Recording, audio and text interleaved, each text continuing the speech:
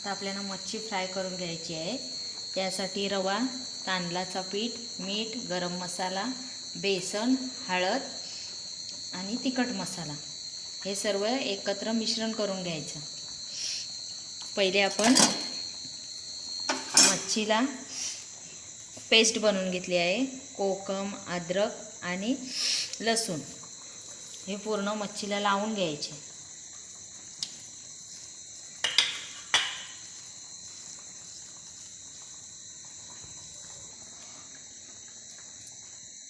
थोडीशी हळद पण घ्यायची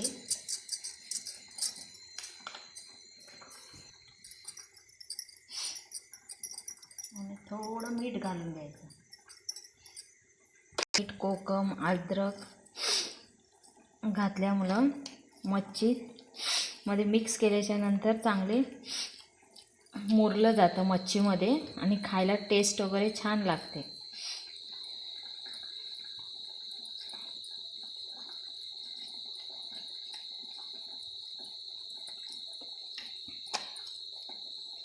तुम्ही कोणतीही मच्छी आणा, अशी पेस्ट करून लावलात ना तरी टेस्टी लागते मच्छी।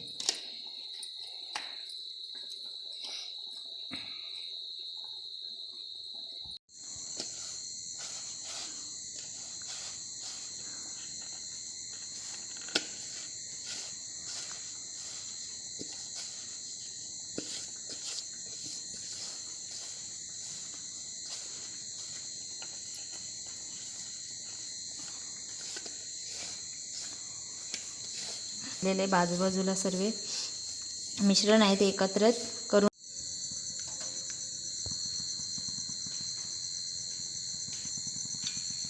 मच्छी फ्रायसाठी गॅसवर तवा ठेवून त्यामध्ये तेल ओतून घेतलं आहे, जेवढं हवं तेवढं।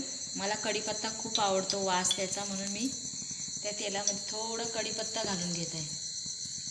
कढीपत्ता तडतडला की मच्छी फ्रायसाठी करून घेऊया।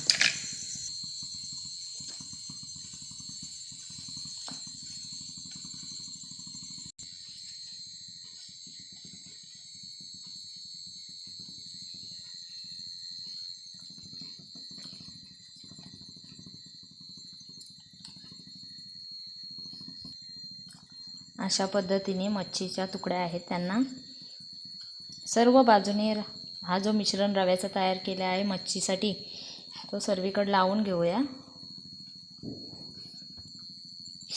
त्या कढीपत्त्याचा खूप छान वास येतोय। आता मी यामध्ये मच्छी फ्रायसाठी ठेवत आहे।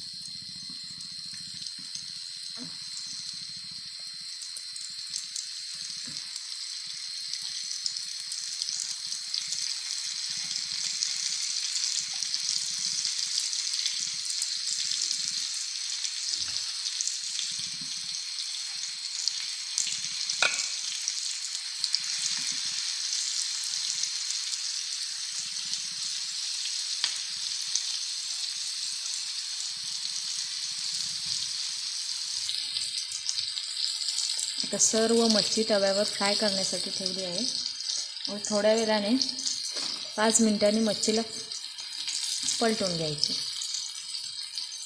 तर मच्छी सर्व तव्यामध्ये ठेवल्यावर थोडंसं बाजूने तेल सोडून घ्यायचं।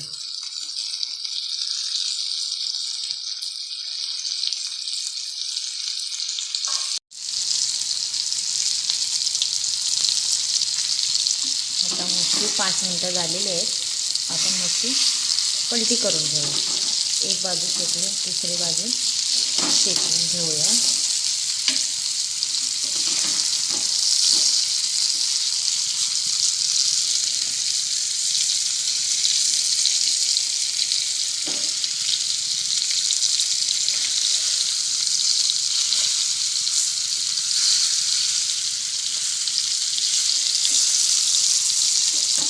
आला लसूण घातल्यामुळे मच्छीचा खूप छान वास सुटला आहे।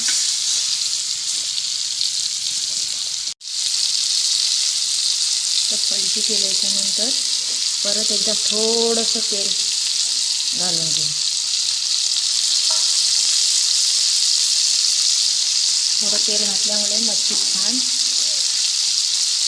तडतडली जाते।